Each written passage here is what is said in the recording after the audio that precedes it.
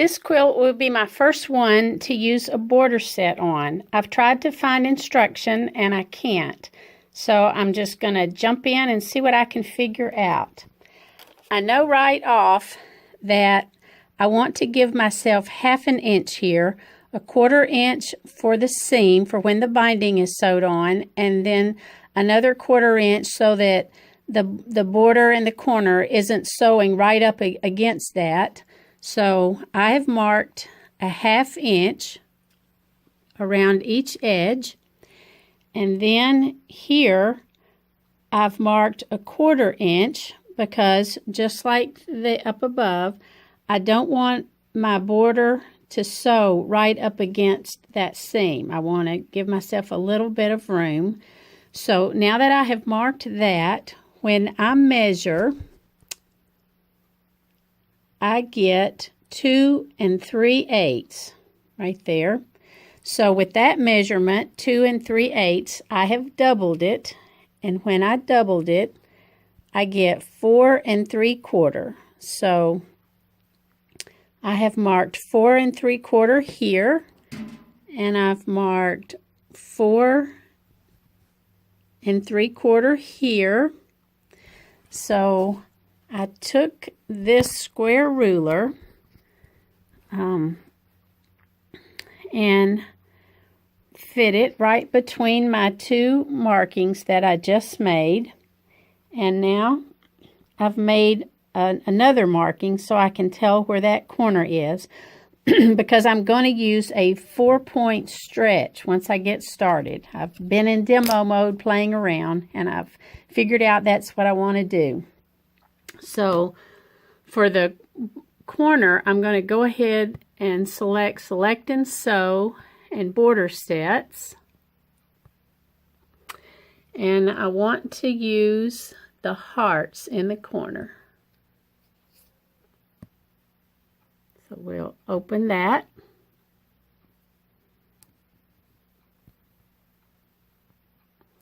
So now it's on the screen, and I'm going to go into this option right there, and I'm going to select 4 points and stretch.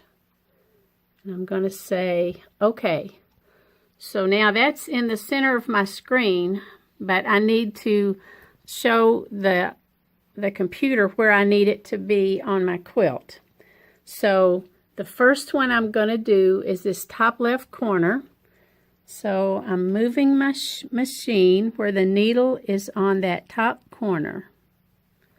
And I'm going to touch right there, and then I'll do that lower one.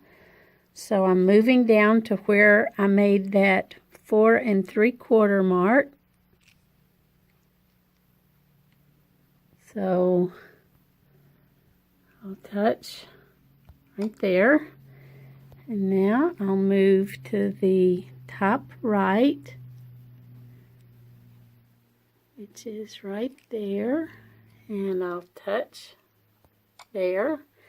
And now I'm going to move it to the lower right corner where I marked there.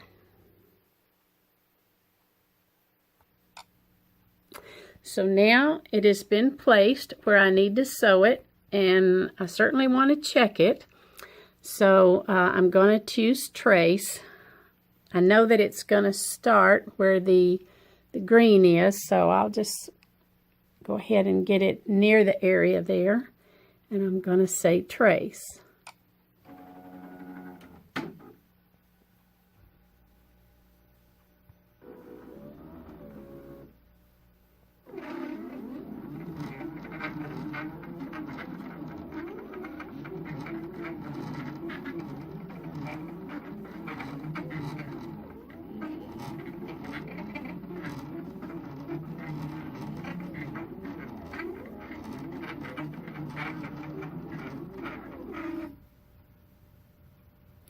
So that looks pretty good.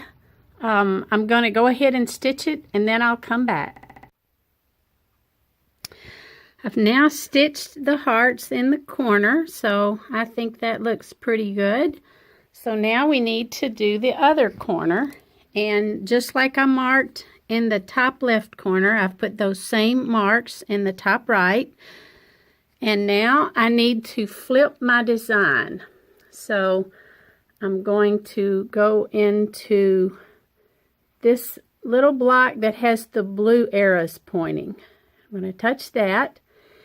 And now I need to flip it horizontally. So I'm going to touch this, and then it will be flipped.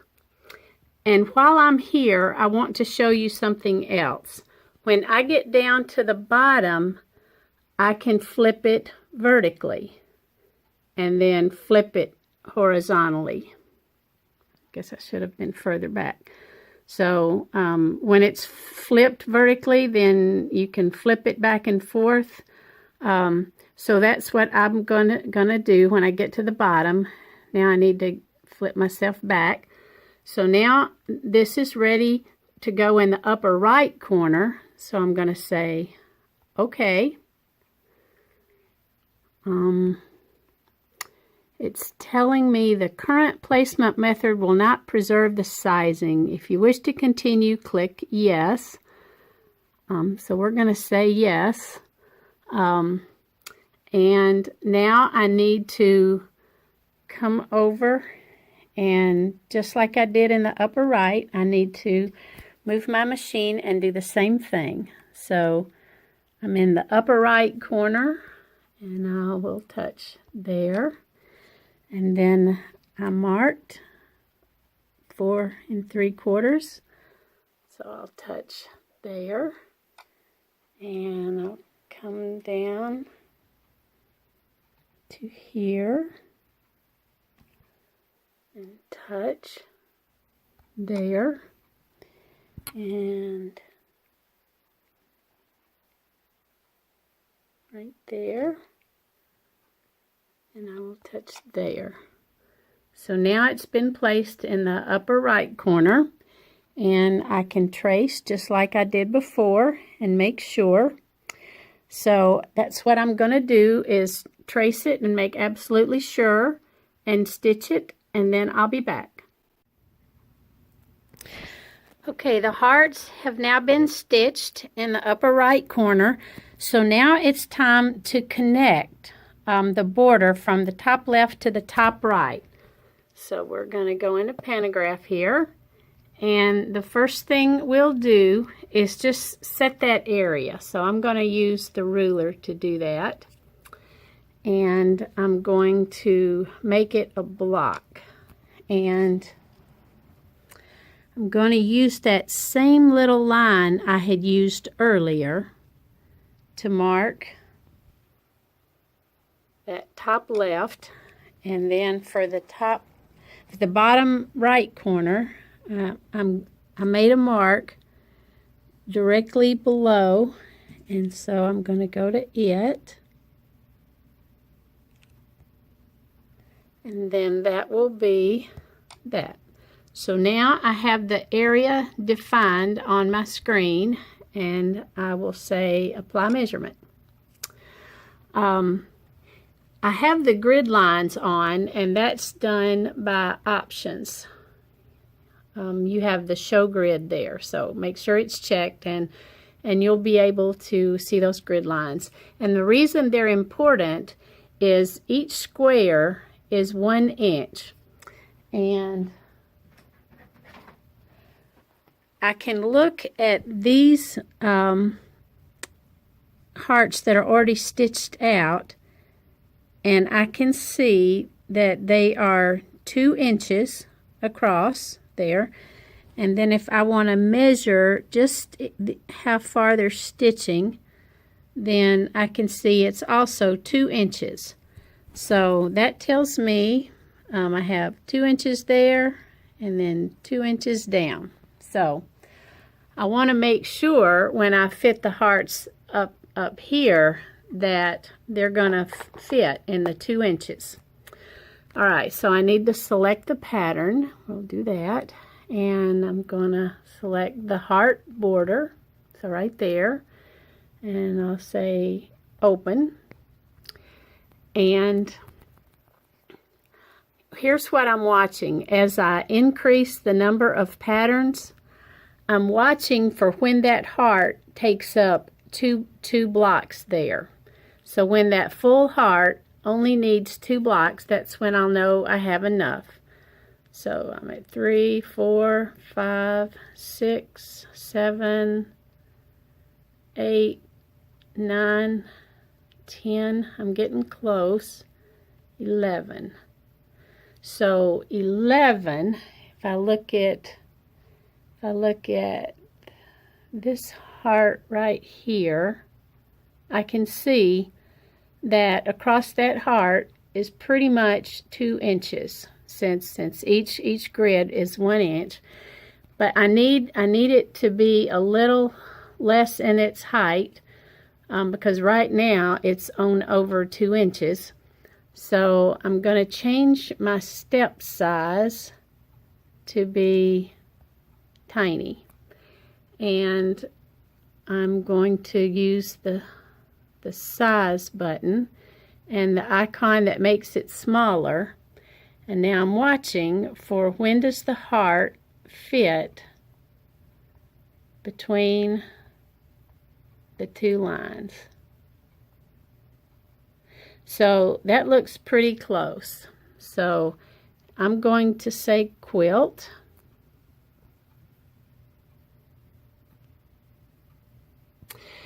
Now at this point, I need for the stitching to start where the stitching ended on the corners.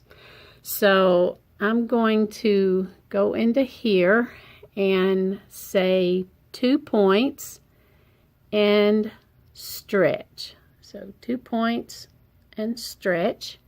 I'm going to say okay. And now when I move my needle, I've put a pink dot right where that stitching ended, because where it ended is where the bottom of the heart comes up.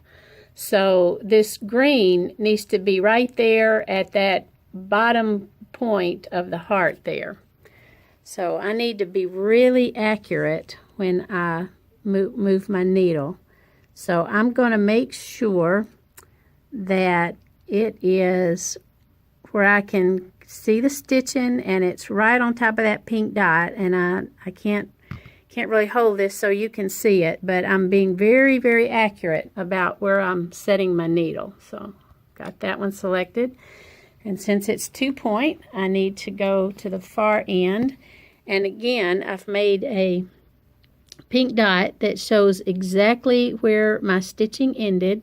So I shall very carefully move my needle so that it's right on top of that pink, and I can kind of see the stitching there. And then I will select that. So now it should connect from dot to dot. So we'll trace and make sure. So I'll get it close, and I'm going to say trace.